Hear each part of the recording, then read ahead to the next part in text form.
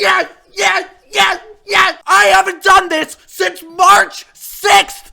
Blues win 2-1 after a shootout over the San Jose Sharks. I literally tweeted before this game that this was a must win. I don't care if the refs are against you. I don't care if Martin Jones turns the clock back 6 years, which he absolutely did in this game. I don't care. We need to find a way to win, and they did. Because at long last, Jaden Schwartz returned to this game, and he was reunited with Shed and Tarasenko. We literally haven't seen that line in 2 years, and they looked unbelievable! Skating all 200 feet around the ice the entire game and creating opportunities out of nothing! I gotta take my hat off. It's made out of wool and I'm sweating. Not only did this game prove that this is a resilient group that we have put on the ice, it proves that the San Jose Sharks can absolutely be beaten. Like I said, I tweeted before this game, this was a must win. If you are a playoff team, if you are going to have a strong second half of the season, you are going to beat the San Jose Sharks. I don't want 1 point. I especially don't want 0 points. I want a full 2 points. I don't care what it takes. And after how the first 10 minutes of this game went, I regret this immediately. Because just like we've seen countless times this year, they didn't show up! Except for Jordan Binnington. Jordan Binnington was the only player who played a full 60 minutes in this game, and I'm telling you what, there is no way that we're getting 2 points if he doesn't play the way that he did. But I tell you what, something happened in the midway point of that first period that made the Blues kick it into overdrive. Probably something to do with Craig Berube blowing his head off at every single player during a TV timeout. Because the Blues, in a fashion that we have very rarely seen this season, really closed out that period. Unfortunately, just before the first period expires, a freak accident in front of Martin Jones. Oskar Sundqvist had his butt parked in front of the net, and unfortunately Kyle Clifford comes in with speed, accidentally clips the back of his knee. Sonny goes down in a heap and had to be helped off the ice into the dressing room. He couldn't put any pressure on his left leg. During the press conference, Craig Berube said he didn't have any updates. He said that he will be going for an MRI tomorrow, but I actually have a friend of a friend who has told me that it doesn't look good. Oskar Sundqvist, the absolute warrior. He just cannot catch a break this season, not unlike the St. Louis Blues. If he ends up being gone for a long period, that is a huge loss for the Blues. Shots were 12-9 for St. Louis after the first period. A really good start because all 12 of those were really quality chances. We go to the second period. San Jose is guilty of a too many men penalty. Their first of 2 too many men penalties in this game. Boy, we've seen that before. Blues go to the power play. The Sharks do an excellent job of keeping the Blues to the outside and clearing the puck, and they don't get any chances off of it. Boy, the Blues power play has absolutely stalled the last 3 games. I don't know what is going on. And the play that we've seen at least a dozen times this season comes to fruition yet again, and this time it's on Vince Dunn for not paying attention. Kevin Labanc coming out of the box, pulling a full Justin Falk, getting a clearing attempt on his not paying attention once again. And he has a break to the net and scores. There's no way Binnington's stopping that. It's a 1-0 Sharks lead. And I am immediately deflated. Because the Blues were playing so well before that. And then once that penalty was called, you think they'd get momentum off of that. But they just go flat. And sure, they ended up outshooting them 12-7 after that second period. But none of those shots were quality chance. Well, one of those shots was quality chance.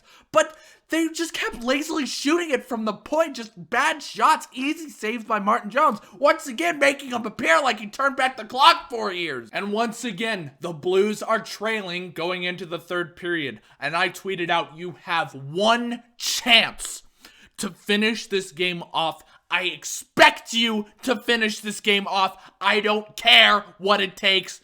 Get it done. Prove to us that we should still believe. And the Blues are about to take the ice for the third period, and everybody's panicking and freaking out and hoping that we can finally pull off a comeback victory. One more comeback victory, which we have done 11 times this season. And we want to prove to ourselves that this team can make the playoffs. We can make a second half of the season comeback. And I'm doing breathing exercises, trying to calm myself down. I'm not even kidding when I say it was the most anxiety-inducing intermission I've ever been a part of for a Blues regular season game. And then the game's about to start. The last commercial plays. I'm waiting for the Blues to come out.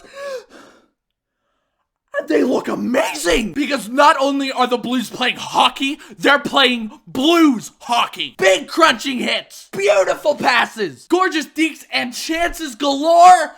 And then Zach Sanford takes a bullshit goaltender interference penalty. And you probably couldn't have told me at the time without me laughing in your face, but that was a page-turner moment for the Blues in this game. Because the moment that penalty was called, something on the bench clicked. And suddenly there was something on the bench that we haven't seen forever. No, not Colton Parayko. Hope. There was hope. And there was belief. And the entire Blues bench said, we are not just going to kill this penalty. We are going to go on the attack. 5-on-4, be damned! And about halfway through, the Blues don't just dump the puck into the San Jose Sharks zone and then go back into the box formation. They go on the attack! Tyler Bozak beats out an icing, passes it wide open to Kyle Clifford at the hash marks. He shoots it right off of the birthday boy shin pad. The Blues score! There is life! On a short-handed goal, the Blues have made it 1-1! And I didn't think so at the time, but looking back, I knew that the Blues were not losing this game. And despite all the injuries, despite the terrible officiating, despite Oscar Sundqvist leaving this game, they found a way. The Blues are one of the most resilient groups in the NHL if there is belief and hope in that dressing room. And looking back at the highlights, you could tell the Sharks were just scrambling to stay in this game. But I tell you what though, every single time that the San Jose Sharks touched the puck, passed the puck, whatever they did with the puck, I instantly winced. Because I was in that mindset that, oh, they're gonna blow this. The Blues are gonna blow this. Like we've seen 100 times this season, the Blues are gonna blow it.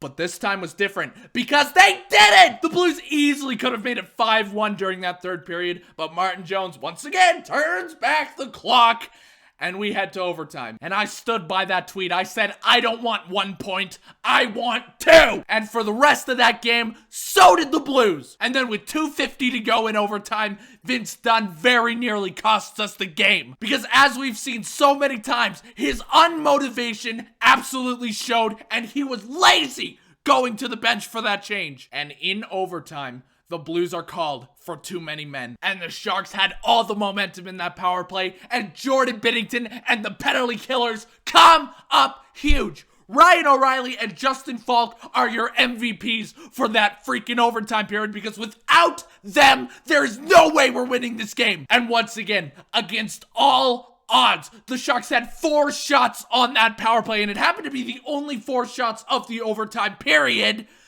The Blues find a way, and the St. Louis Blues take this game to a shootout. And I always say that shootouts aren't real hockey, and I stand by that. And as much as I say that it's a logical reason, it's not 100% that, because I know the Blues are one of the worst shootout teams the NHL has ever seen. All the hardship, all the adversity that the Blues have had to go through in this game, it all comes down to this. 1 more mountain to climb. And before this game, this season, Martin Jones was undefeated in the shootout, only allowing 1 goal on 12 chances. And in the second round, Braden Shen with a laser of a shot, eerily reminiscent of the Vladimir Tarasenko penalty shot in the third round in 2019, beats Martin Jones. Then Ryan Donato scores immediately after that. But then who else would be the third shot for the St. Louis Blues than Vladimir freaking Tarasenko? And Vladimir Tarasenko takes his time. He's gliding slowly. Then suddenly goes to the backhand and has Martin Jones nearly on his back. And any person watching that shot would be forgiven if you think that Vladimir Tarasenko is going to mishandle that puck and buff it wide. But this isn't any player we're talking about. This is Vladimir Tarasenko. He bats it off of the desperation blocker save for Martin Jones. It goes underneath and Vladimir Tarasenko scores. The Blues win. The Blues win. Once again, the Blues have injuries to deal with. God giveth and taketh away. Oscar Sundqvist unfortunately left this game, and like I said, my friend of a friend said it does not look good. I am holding out hope that he is going to be okay, but just prepare yourself, guys, because I'm going off of what he told me. And finally, Vince fucking Dunn. He has been lazy, he has been bad, he has been unmotivated, and that is a locker room cancer in a nutshell. He needs to go. His trade value is still high. He's going to do better on another team. This is going to act as a wake-up call for him.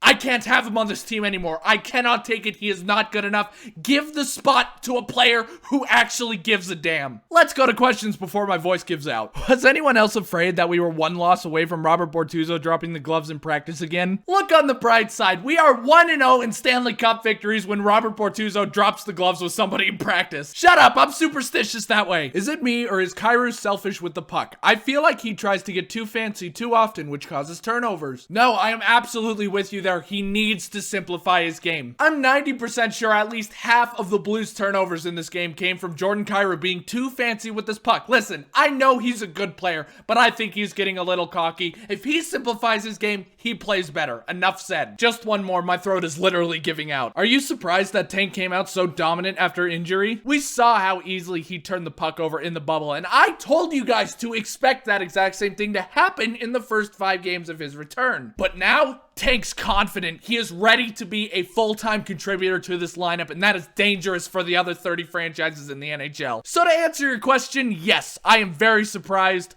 but I love it. So that is going to be it for this one. Thank you guys so much for watching. Make sure you hit that subscribe button so that my dead vocal cords aren't in vain. And I will see you guys in the next video. Let's go, Blues!